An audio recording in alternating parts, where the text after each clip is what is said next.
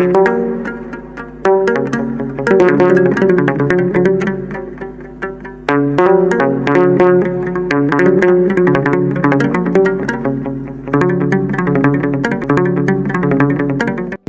አብ ወወልድ ወመንፈስ ቅዱስ አሐዱ አምላክ አሜን። ብሩካን እግዚአብሔር ልጆች በክርስቶስ የተወደዳችሁ እግዚአብሔር ፍጹም ፍቅርና ሰላም ወደ ዘላለም መንግስቱ የተጠራችሁ የተወደዳችሁ የተባረካችሁ ጌታችን ኢየሱስ ክርስቶስ ከሰማያት ወርዶ መስቀል ላይ ዕዳ ከፍሎ ያዳናችሁ መንፈስ ቅዱስ የዘላለም ርስት መውረሻን የሰጣችሁ የቅዱሳን ቤተሰቦች እመቤታችን ልጆች ሁላችሁ ደህና ቆያችሁ። ሁሉን የሚችል አምላክ ጌታ ስሙ ተወደደ የተመሰገነ ይሁን። ተወዳጆች እንግዲህ የአዲስ ዓመት በዓላችንን ለደከሙ ሽማግሌዎች ትልቅ ሰዎች ጥበቃ ሆነው በየደጅ እየጠኑ በትንሽ ደሞዝ በ2000 ብር ደሞዝ ኑሮን ለማሸነፍ የሚተጉ ምስኪን ድሆች አባቶችን ለበዓል ስጦታ እንሰጣቸዋለን። ስለዚህ የበዓል ስጦታ እያስተባበርን ነው። በአጋፔ ቤተሰቦች ይህንን ስጦታ ለመስጠት ትልቁን በረከት ለመካፈል ጥሪ ያቀርብላችኋለሁ። 09114138 ስልኬ ላይ ያሳውቁኝ። እግዚአብሔር ምርቃታቸው ጸሎታቸውን ለቤታችሁ ያድርግ። ዛሬ የምንማረው መንፈስ ቅዱስ የሚነግረን የሐዋርያት ሥራ መጽሐፍ ላይ ምዕራፍ 10 ላይ የተጻፈ አንድ ቅዱስ ታሪክ አለ። ምን ይላል? ቁጥር 1 ጀምሮ በቂሳሪያ ኢጣሊቄ ለሚሉት ጭፍራ የመቶ አለቃ የሆነ ቆርኔሌዎስ የሚሉት አንድ ሰው ነበረ። እርሱም ከቤተሰቦቹ ሁሉ ጋር እግዚአብሔርን እያመለከ የሚፈራ ለሕዝብ እጅግ ምጽዋት የሚያደርግ ወደ እግዚአብሔርም ሁልጊዜ የሚጸልይ ነበረ። ከቀኑ 9 ሰዓት ያክል ቆርኔሌዎስ ሆይ የሚለውን የእግዚአብሔር መልአክ ወደ እርሱ ሲገባ በራእይ በግልጥ አየው። እርሱም ትኩር ብሎ ሲመለከተው ደንግጦ ጌታ ሆይ ምንድነው አለ። መልአኩም አለው ጸሎት ምጽዋት በእግዚአብሔር ፊት መታሰቢያ እንዲሆን አድርግ። አሁንም ወደ ኢዮጴ ሰዎችን ልከህ ጴጥሮስ የሚባለውን ስምዖንን አስመጣ። እርሱ በቤቱ ባህር አጠገብ ባለው በቁርበት ፋቂው በስምዖን ቤት በእንግድነት ተቀምጧል። ልታደርገው የሚገባን ያደርግልሃል ይነግርሃል አለው። የተናገረው መልአክ በሄደ ጊዜ ከሎሌዎች ሁለቱ ከማይለዩትም ጭፍሮች እግዚአብሔርን የሚያመልክ አንዱን ወታደር ጠርቶ ነገሩን ሁሉ ተረከላቸው። ወደ ኢዮጴም ላካቸው።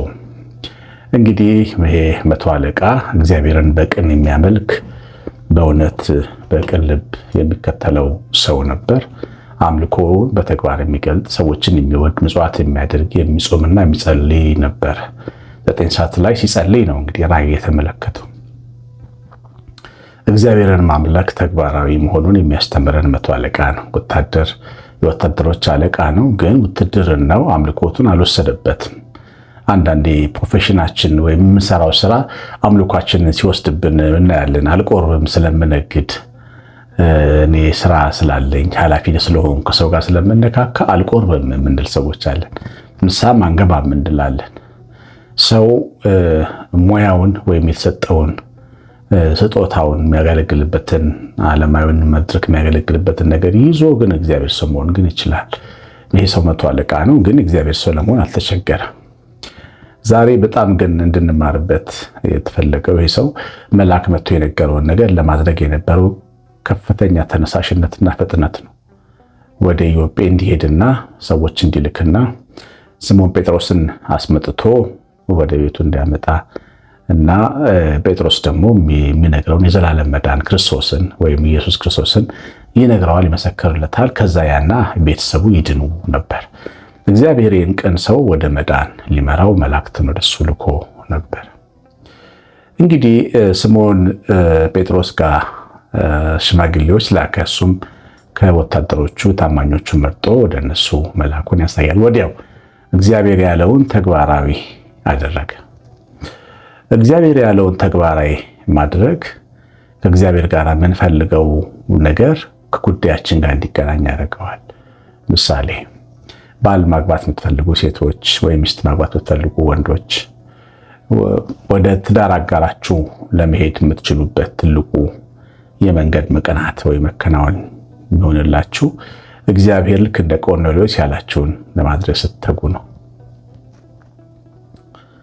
እግዚአብሔር ያለውን ስታደርጉ ምንድነው የሚሆነው? መንገዳችሁ ላይ የእናንተን የልብ መሻት የሚሞላ ግጥምጥሞሽ ይቀመጥላችኋል ማለት ነው። ይህ በጣም አስገራሚ እግዚአብሔር አሰራር ነው። በጣም በዕዳ ተይዘን በእግዚአብሔር ፊት ተጨንቀን ያለን ሰዎች ዕዳችንን የምንከፍልበት ሌላ በር ነው የሚያሳየን። ግን ይህን የሚያሳየን የእግዚአብሔርን ሐሳቦች ተግባራዊ ስናደርግ ነው። በእያንዳንዳችን ቤት በጆሮአችን የእግዚአብሔር ድምፅ ይመጣል። ይህንን አድርግ ወይም አታድርግ ይለናል። እልከኛ ሆነን በዛ ጉዳይ ላይ ወደፊት መቀጠል የለብንም። ቶሎ ብለን ራሳችንን ወደ እግዚአብሔር መመለስ፣ ወደ ሐሳቡ መመለስ አለብን። ቆርኔሌዎስ ይህንን ያደረገው መልአኩ ሲነግረው ምንም አላመነታም። ሰዎችን መረጠ፣ ወደ ኢዮጴ ሰዎችን ላከ ማለት ነው። በረከትን ወደ ቤቱ የሚጠራ ልዑክ ላከ።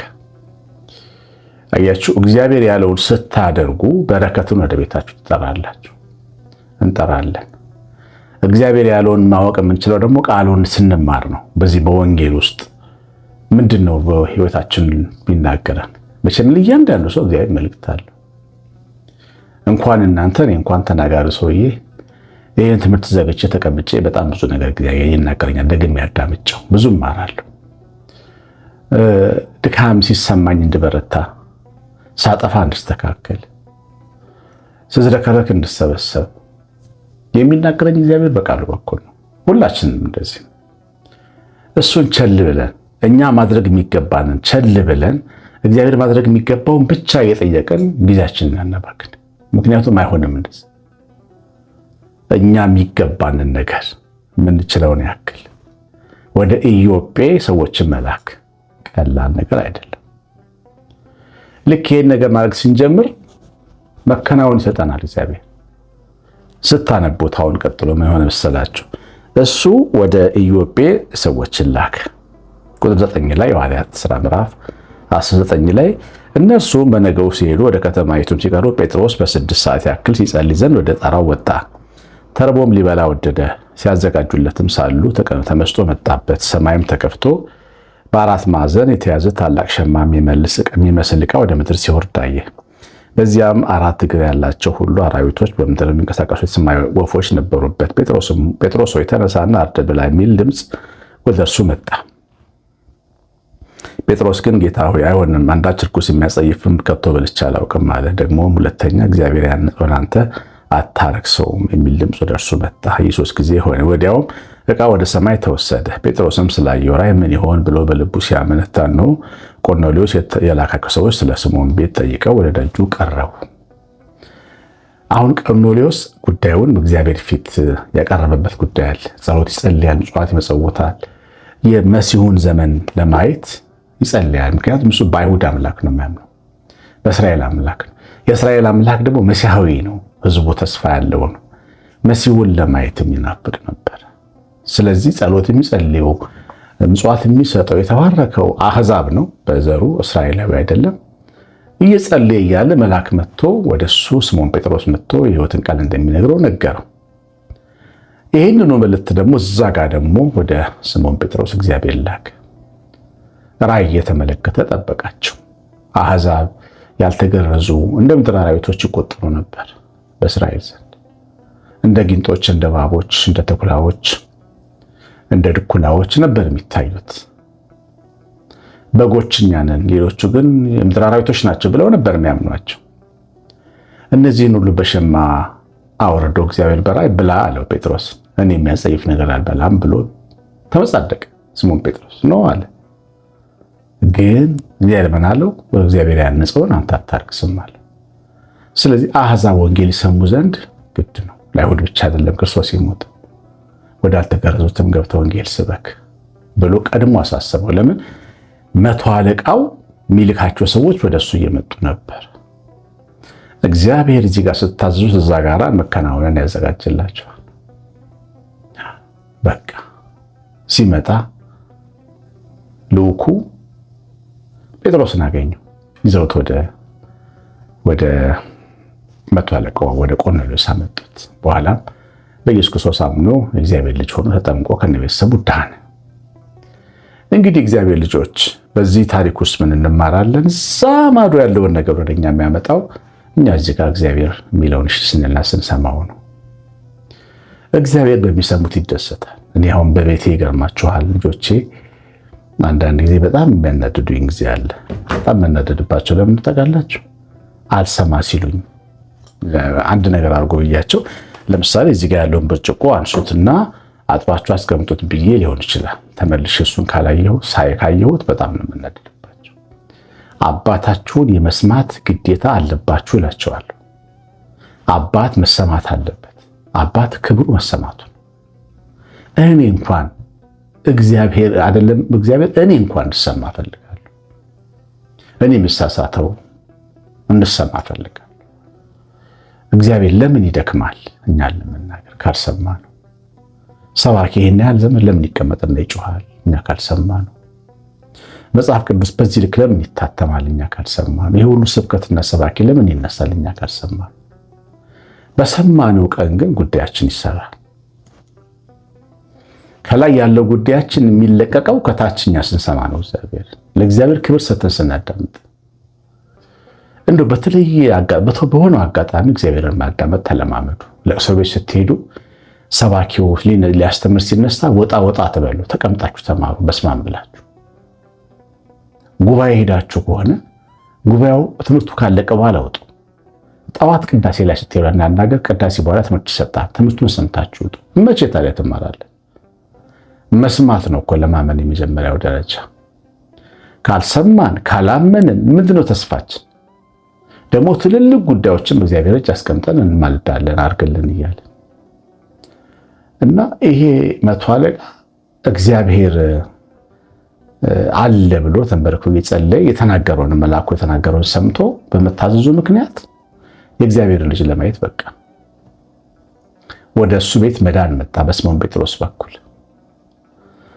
ስለዚህ እግዚአብሔር ሰዎች ሲሰሙትና ሲታዘዙት ጉዳያቸውን ሁሉ ይሰራላቸዋል። የረሱትንም ጉዳይ ሳይቀር ነው የሚሰራላቸው። መቼ ነበር ይሄን ነገር ጠየቅኩት? ይሄን ነገር የፈለኩት እኮ ያኔ ነበር ልንል እንችላለን። አበቃ ብለን የተሆነውን የዘጋነውን ፋይል ከፍቶ ላይመጣልን ይችላል። እግዚአብሔር በጣም ድንቅ አምላክ ነው፣ ግን የሚታዘዙት ሰዎች ይፈልጋል። እሺ ብለው ልኮቻቸውን ወደ እግዚአብሔር የሚልኩ ሰዎች ይፈልጋል። እናንተ እንደሰማችሁ ነው የምትሰሩት? ለቃሉ ታታዛላችሁ? ልባችሁ መንፈሳችሁ ይሽላችኋል? የእግዚአብሔር ልጅ ራሳችሁን ጠይቁ። መንፈስ ቅዱስ ስላስተማረን ክብር ምስጋና ይገባዋል። የሰማነውን በልባችን ጻፍልን። እግዚአብሔር ቸርነት የሚቤታችን ረድኤት በረከት የምልሃት ጥበቃ አብሮን ይሁን። የዩቲዩብ ሜምበር በመሆን አገልግሎቴን ስለምትደግፉ አመሰግናችኋለሁ። ጆይን የሚለውን ስትነኩ እንዴት ሜምበር እንደምትሆኑ ያሳያችኋል። አመሰግናችኋለሁ ከልቤ። ድጋፋችሁ ስለማይለይ ኮሜንት አድርጉ፣ እንዲሁ ላይክ የምትለውን በተን ተጫኑ። ይሄ በጣም ለአገልግሎት በጣም አስፈላጊ ነው። ከዛ ውጪ እግዚአብሔር ልጆች ለሽማግሌዎች ድጋፍ እናደርጋለን ያለውን እንዳትረሱት። እግዚአብሔር ባርካችሁ። ቀሲስ አሸናፊ ገብረማርያም ነኝ። ሰላም